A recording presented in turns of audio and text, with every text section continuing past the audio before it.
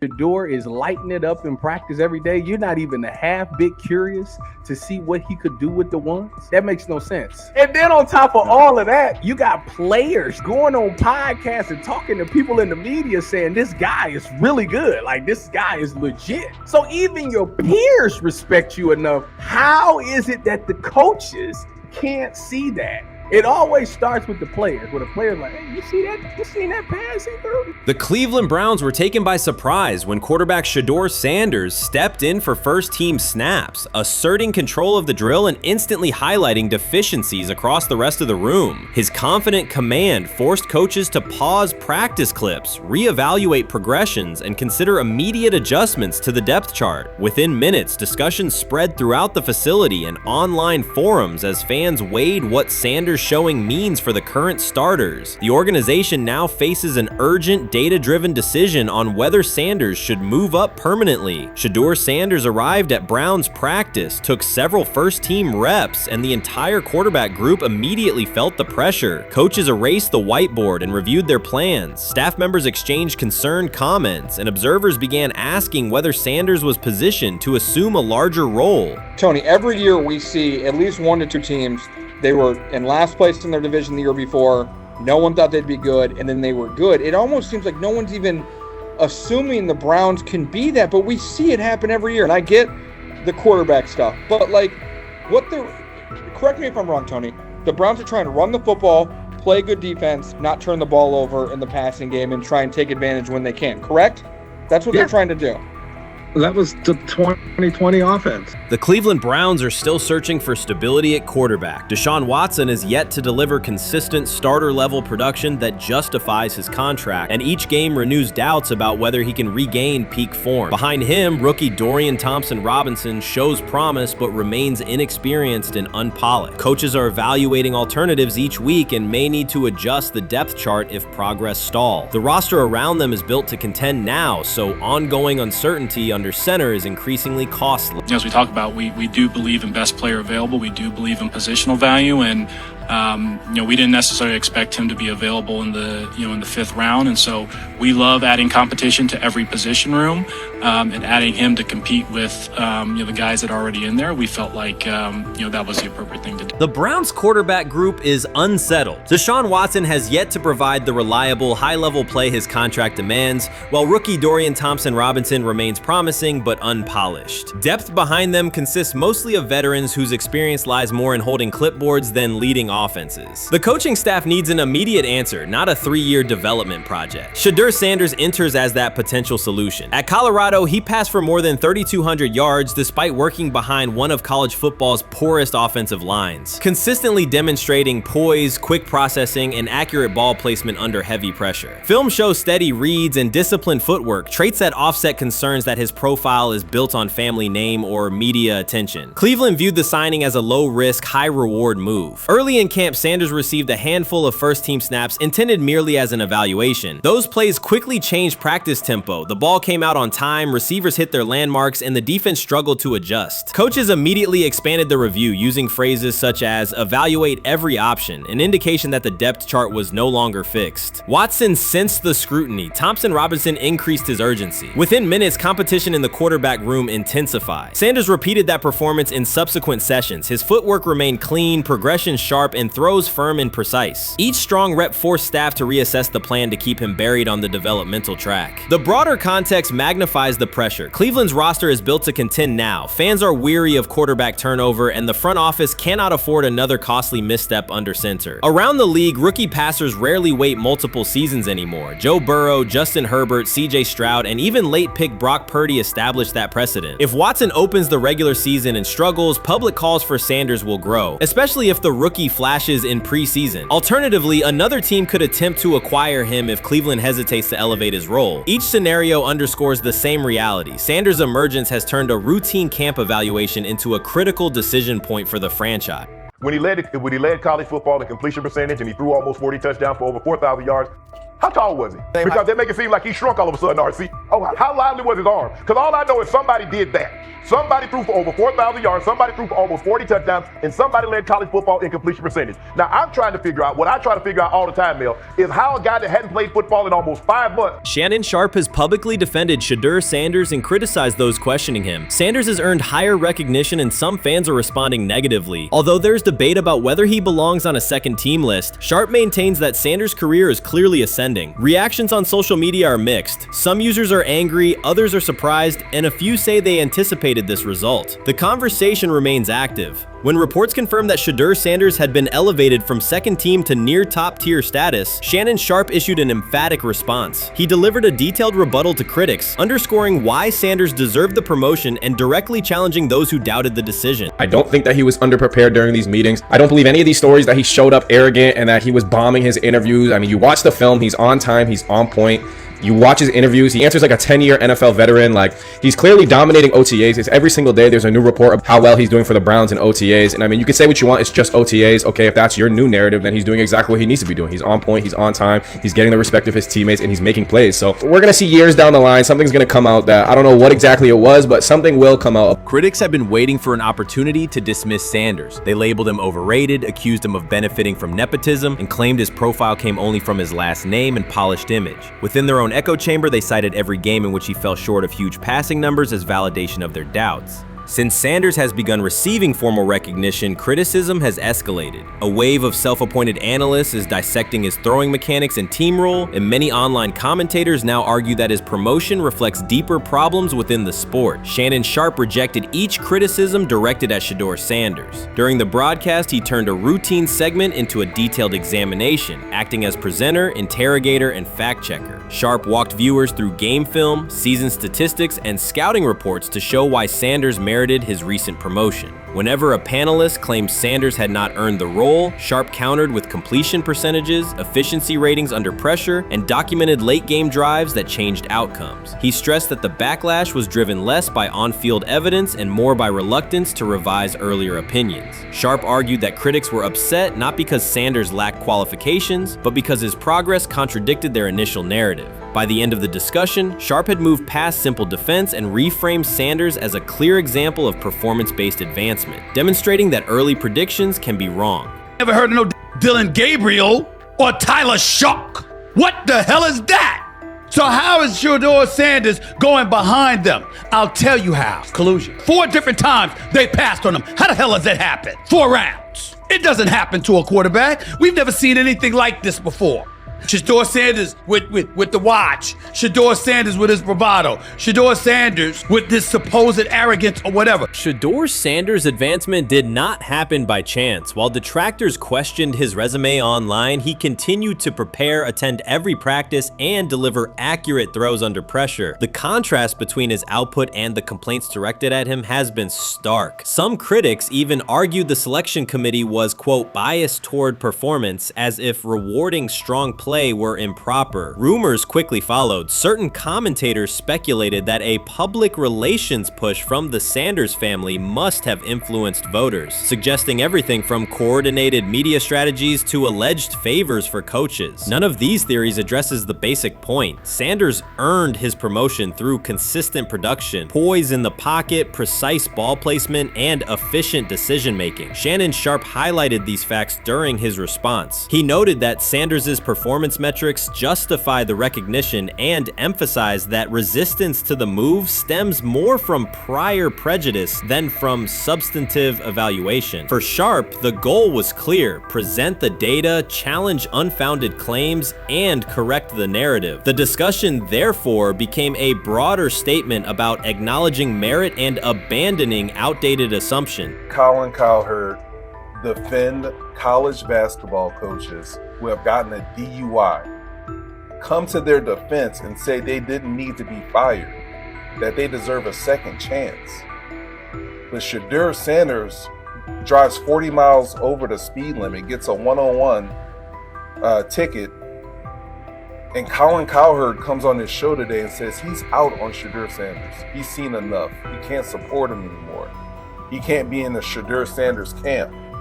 because of the speeding ticket. Shannon Sharpe addressed commentators who portray constant doubt as expertise. Those who discount strong performances with "we'll see" but declare bust after a single mistake. He noted their belief that progress only counts if an athlete visibly struggles. Sharpe's response was methodical rather than emotional. He presented evidence, cited statistics, and calmly refuted each claim. Following his remarks, several critics began revising or deleting earlier posts, recasting themselves as longtime supporters of Shedeur Sanders despite having questioned him for months. Sharpe insists on accountability, naming specific individuals and dates while requesting public acknowledgement of prior errors. He argues that analysts cannot spend months undermining a player's potential and then quietly adopt a supportive stance once the athlete succeeds. These are serious, big-time, top-of-the-line playmakers that they have. If you can go 45 to 42 in the fourth quarter because your quarterback set the school record with 510 yards passing. He was flawless. Shedeur is big-time. I didn't know for sure, will it translate to the next level of competition? Yes, it might translate to the next level of competition as he can play. Critics who once claimed Shedeur Sanders was unprepared now hesitate to acknowledge their mistake. They resist retracting earlier comments and struggle to accept that an athlete can succeed without their approval. Sanders continues to share practice clips and game highlights without engaging the debate, while Shannon Sharpe documents every dismissive remark, ready to revisit them on national television. The disapproval did not slow Sanders. It underscored his progress and exposed the gap between perception and performance. As a result, the conversation has shifted. Analysts who doubted him now describe him as undervalued and publish detailed evaluations of his mechanics and game management, suggesting long-standing familiarity with his career. In a matter of weeks, critics have recast themselves as advocates, demonstrating how quickly opinion can change when consistent results leave little room for doubt. Shannon Sharpe signaled that his commentary is not over. He considers Sanders' advancement a positive outcome for every athlete who has been overlooked or criticized for having confidence. Sharpe stressed that analysts do not have the authority to determine who deserves recognition based on personal preference. The reaction to Sanders' promotion, he argued, revealed how quickly opinions can shift once results are undeniable. Sharpe pointed out that many vocal critics became quiet when confronted with objective performance data. This exchange, Sharpe insisted, reached beyond defending a single quarterback. It challenged the practice of dismissing achievements that do not fit familiar narratives. He reminded viewers that success does not require external approval and that consistent talent will surface despite online commentary intended to minimize it. While critics reconsider their positions, Sharpe remains steady, assigning credit to the athlete and allowing the scoreboard to confirm the argument. In his view, the statistics speak clearly enough. Sharpe also emphasized that the intensity of the backlash must be placed in context. College football is a volatile environment where unexpected outcomes are common. Therefore, declaring failure based on incomplete evidence only weakens the credibility of sports analysis. The discussion underscored the need for measured evaluation rather than reactive judgment. Zach Jackson and him and everybody else that we talked to have said that Shedeur looks good. He looks really good. Yes. He looks better. And we got Zach that say Deion Gabriel ain't even an NFL quarterback. It's true. So how is it that this man can't get a rep with the ones, but that non-NFL quarterback can? We all what agree with sense that. does that make? Some observers now claim that recognizing Shedeur Sanders' strong performance undermines football's traditional standards, even though they previously argued he received coverage only because of his father. Faced with Sanders' current statistics, those critics are searching for explanations that fit their earlier narrative. The data have always been clear. Their earlier objections ignored that fact. Shannon Sharpe is openly highlighting this reversal, comparing past negative remarks with Sanders' recent 400-yard games to demonstrate the gap between criticism and evidence. Sharpe did not force these commentators to backtrack. He simply displayed their earlier claims alongside Sanders' results, allowing the contrast to speak for itself. Grab hold of the starting job. Yes, but I don't think we're going to know which one until we get deep into August. Now, I think, we tracked the reps everybody was getting at practice throughout the OTAs and minicamp. But when you talk to people there, they just want to make sure everybody got what they needed. And that, Kenny Pickett, we find out if he has the goods to be the starter. Joe Flacco, they back him off a little bit. He's 40. He may not need as much. The rookies, Shedeur Sanders and Deion Gabriel, what do they need to learn to make the transition from the college game to the pro game? That's what the spring was about for the Browns quarterbacks. Now, Shedeur Sanders has moved from social media celebrity to on-field standout, and ESPN now lists him among its first-team candidates. Reactions are split. Some fans are impressed while others are skeptical. Whether this reflects Deion Sanders' long-term strategy or simply Shedeur's rapid development, the story is drawing widespread attention. Here's a look at what led to this moment. They never planned on taking him. The problem is, like Ocho Cinco said, you got somebody that has endeared himself to the locker room. And guess what? The difference between him and Tim Tebow, the biggest one, is he can play. He can throw the ball. Tim Tebow running around being an H-back. He can throw the ball. And he's done everything he needs to do. He ain't saying nothing. He ain't rocking the boat. He ain't mad about the reps. He ain't mad about none of that. All the people out there want to see is this, like Tyvis said earlier. We want to see what he can do with Jerry Jeudy. Online reactions are sharply divided. Some fans strongly support Sanders, while others argue he is overrated. Traditional analysts cite statistics and claim his recognition comes mainly from his father's name. Sanders supporters are actively celebrating his rise and already predicting a future NFL career. Sports media outlets have made his candidacy a central topic of debate. The discussion now extends beyond statistics and victories to include his marketability, public image, and on-field presence. Sorry, is Shedeur Sanders going to get a chance to win this job? Do you believe he gets a legit shot to win this job? Listen, I think first of all, the action's going to really start in training camp. Like, forget all the OTA stuff. You don't win a job in OTA. The real action starts in training camp. And just like Shedeur said, during the mini camp, when it's time to take your reps, you got to make the most of it. Because I think early on, there's going to be a lot.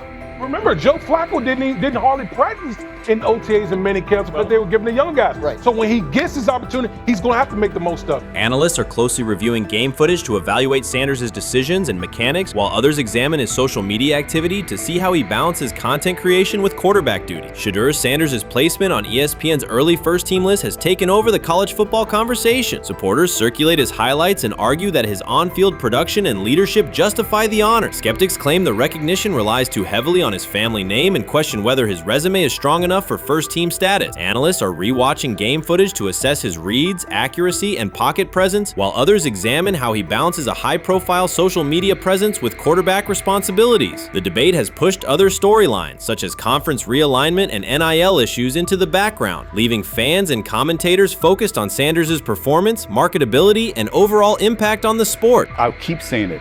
I believe Shedeur Sanders should play more games than any other quarterback on this roster this year, because he's the only guy that I look at and say they might have something here. Because I'm telling you right now, they left night one of the draft saying we are taking our quarterback next year. So it's on Shedeur or Dylan or Kenny, probably not Joe, to change their mind. To change their mind. But you got to find out. You've got to find out. Opinions differ on whether Sanders is benefiting from his family name or simply showing real progress, but the attention is undeniable. Social media is flooded with edited images elevating him to legendary status. Critics argue the first-team nod is driven by hype and marketability, while supporters point to his flashes of strong arm talent, field vision, and decision-making. Regardless of motive, the announcement has dominated the football news cycle and intensified debate over how much of his rise is performance-based versus media-driven. Highlight reels rarely show Sanders' turnovers, late-game mistakes, or inconsistent stretches. Being named to a first-team watch list suggests sustained dominance, something Sanders has displayed only in flashes. His selection appears driven as much by brand recognition and media appeal as by performance. ESPN's decision has intensified debate. Data-driven critics post statistics that question his resume, while passionate supporters predict awards and future NFL success. Commentators recall a time when first-team consideration required years of proven excellence. Yet many fans already see the announcement as confirmation that Sanders is on track for major college football honors. Shedeur Sanders has earned first-team reps when training camp commences later in July. I'm not saying like he's the first guy up when you do 11 on 11s, day 1, 2, 3, 4, 5 at training camp. I'm not necessarily saying that. But he's the one quarterback that we didn't get a chance to see take reps with the ones. But I think Shedeur has a chance to make this conversation interesting if he gets those reps with the ones and he has the same success that he did with the 2s, the 3s, and the 4s. I have confidence he can show you something, but I got to see it. We all got to see it before we can actually judge that. Some believe Deion Sanders is already preparing for an award ceremony, while others are furious, threatening to protest ESPN's credibility over Shedeur's first-team mention. Critics argue that honoring Sanders without a full season of elite play undermines college football standards. Supporters insist his performance and profile justify the recognition. The debate reflects a broader clash between traditional merit-based evaluation and modern brand-driven visibility. In today's landscape, first-team consideration is no longer only about statistics. It also involves marketability and audience engagement. Whether welcomed or rejected, Sanders commands attention and embodies the sport's shift toward both performance and personal brand. He lied to us all when he said that this was going to be an open competition of 4-man open competition when it comes to the QB situation up there in Cleveland, in which, from the looks of it, all we've seen it be was a 3-man race. The only people that has been getting reps in with the first team or with the veterans are Joe Flacco, Kenny Pickett, and Dillon Gabriel. We've never seen my boy Shedeur Sanders get a chance to get in. Even with him doing the things that he has been doing up there, he has yet to get in with the... Shedeur Sanders was caught off guard by Coach Kevin Stefanski's recent remarks, which have sparked talk of bringing in another starting quarterback. Commentators are debating whether Stefanski's comments reflect eroding confidence in Sanders or a brief lapse in judgment, but the rookie now faces intensified scrutiny over his role. The Browns, we got an analyst that says that Shedeur Sanders should have some kind of a ban? Banishment of some kind? Come again? Say what? For what? And we've got, this would be more troubling. If I'm a Browns fan, and this is where we're going to start, potential dissension in the ranks of the front office and the coach. And over what? Quarterback. When a program's headline quarterback suddenly becomes the subject of sideline murmurs and quiet searches for replacements, the situation is unmistakable. It's a breach of trust. Shedeur Sanders, the passer who put Colorado back in national conversations with his production and profile, has just received a clear message that his job security is in question. Coach Kevin, the assistant previously considered to be in Sanders' corner, made remarks that ignited speculation about changing quarterbacks. Fans, analysts, and even Deion Sanders are now reassessing the team's unity and its true plan for the position. The comment was no accident. It was a deliberate signal that the staff may soon elevate a backup. For perspective, Shedeur Sanders did not step into ideal conditions last season. He was sacked so often that Colorado could have dedicated a locker to every opposing edge rusher who reached him. Could I possibly go to bat for Kevin Stefanski as a great head coach? No, I couldn't. Could you go at bat against him, saying he's a horrible head coach? No, I can't. I think that's why we fall in the middle. I think that's why in a lot of these discussions, and that's why a lot of the rankings, you see him right now in that 15 to 20 range, somewhere in that middle pack of NFL head coaches. I've said earlier, Kevin Stefanski has already been given more head coaches than any coach I've ever seen in Cleveland.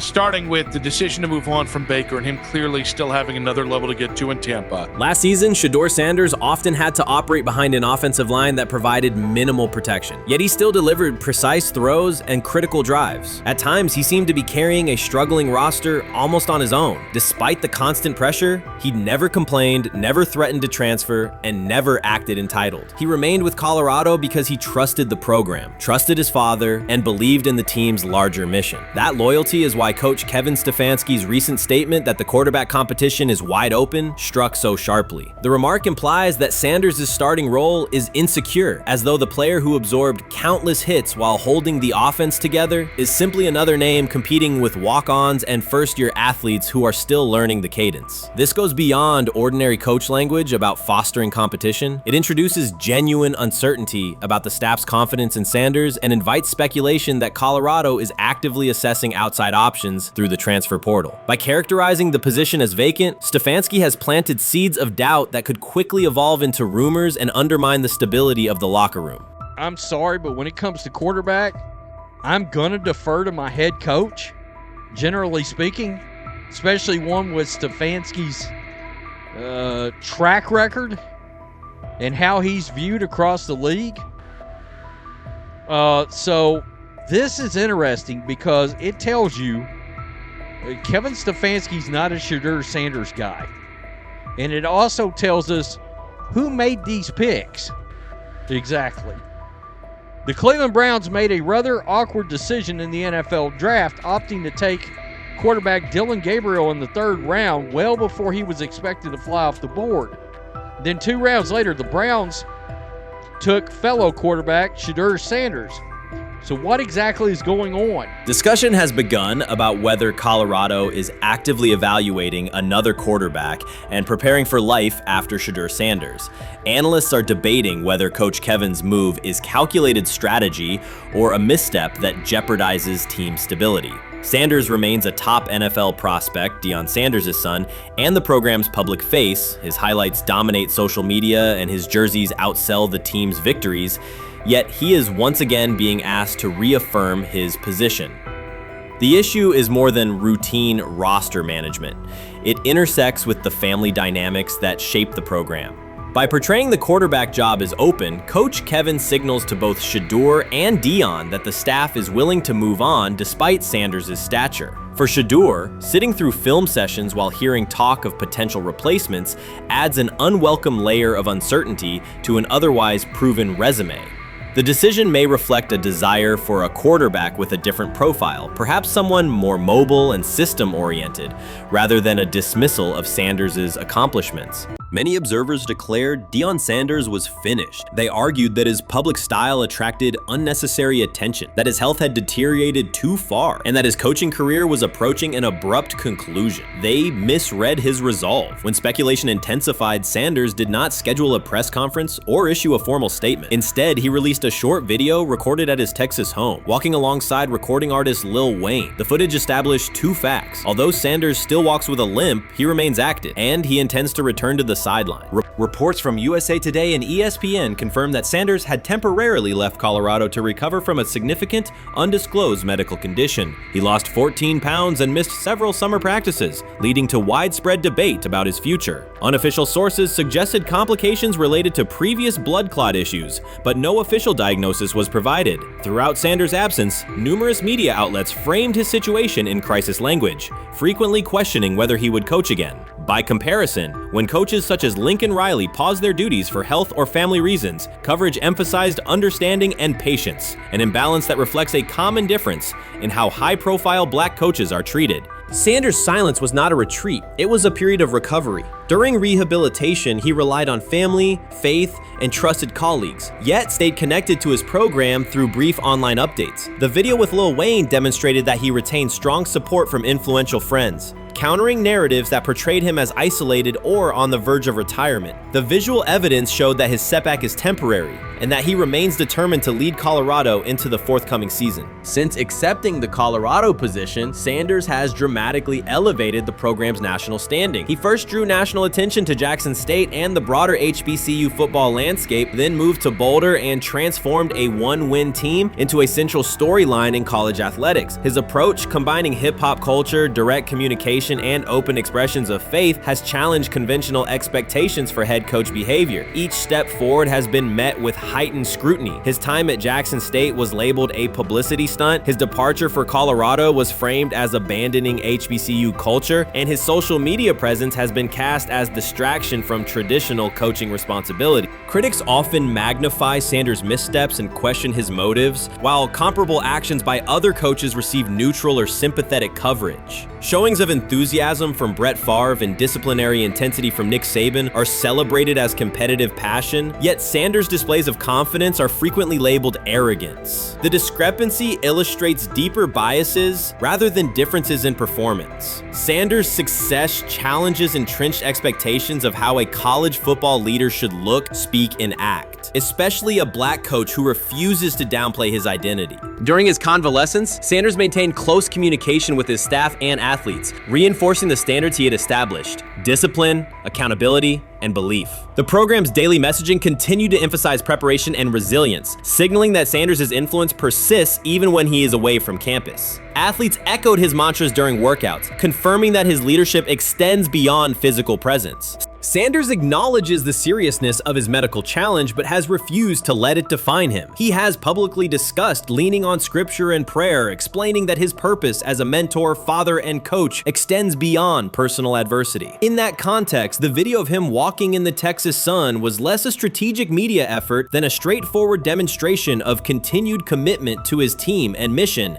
Colorado still requires Sanders' vision. Prior to his arrival, attendance was low, national media attention was minimal, and recruiting momentum had stalled. Sanders' leadership brought renewed energy, authentic identity, and higher standards of accountability. Players who previously lacked representation in college football leadership found a coach who shares, affirms, and elevates their cultural background. Sanders supplements conventional coaching priorities, scheme, fundamentals, and execution with empowerment initiatives that cultivate self-confidence and authenticity. As preseason camp approaches, Sanders intends to resume full involvement, even if medical recovery remains ongoing. His presence is expected to restore on-site leadership, stabilize the locker room, and direct media coverage toward on-field progress. For Sanders, the objective extends beyond compiling wins. It includes completing a cultural transformation that expands how success and leadership are defined in modern college football. Those who predict his decline overlook the underlying traits, faith, perseverance, and purpose that have supported Sanders throughout his career.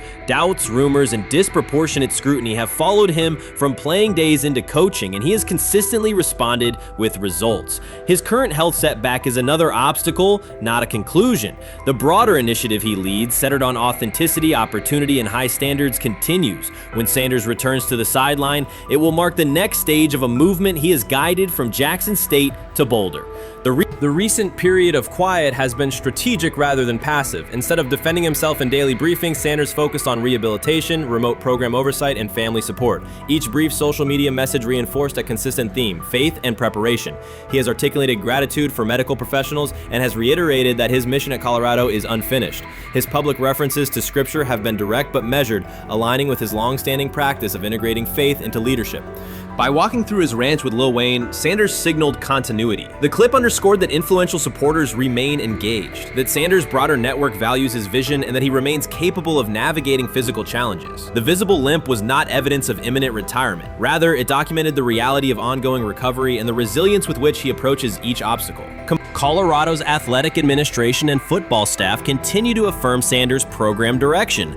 Recruitment communications cite his established record in fostering cultural relevance and national exposure. Prospective athletes respond to a coach who presents a transparent path to development, both on and off the field. Current players refer to Sanders' coaching points with clarity, citing specific drills and expectations that remain unchanged during his absence. These indicators demonstrate that the core structures Sanders implemented are functioning, and that his return will be an amplification, not a restart. Criticism regarding Sanders' public persona often conflates media style with coaching substance. Analysis from opponents suggests that social media engagement dilutes football preparation, yet Sanders' staffs emphasize time management and delegation. Defensive and offensive coordinators handle in-game adjustments, while Sanders directs overall culture, recruitment, and leadership. He has articulated that visibility serves to amplify program accomplishments and enhance player opportunities, not replace strategic football planning.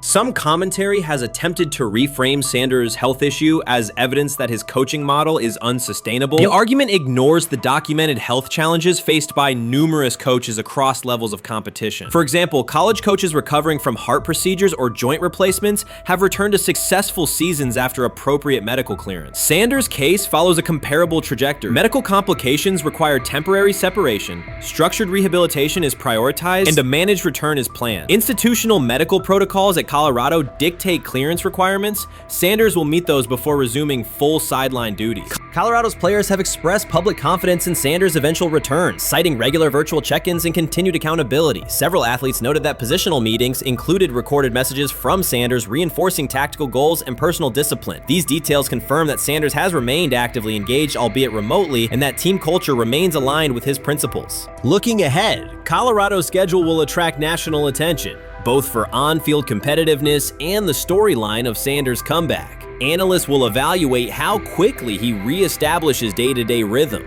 and whether his physical limitations influence practice oversight. Internal planning accommodates gradual escalation of responsibilities, with medical staff and strength and conditioning personnel contributing to phase reintegration.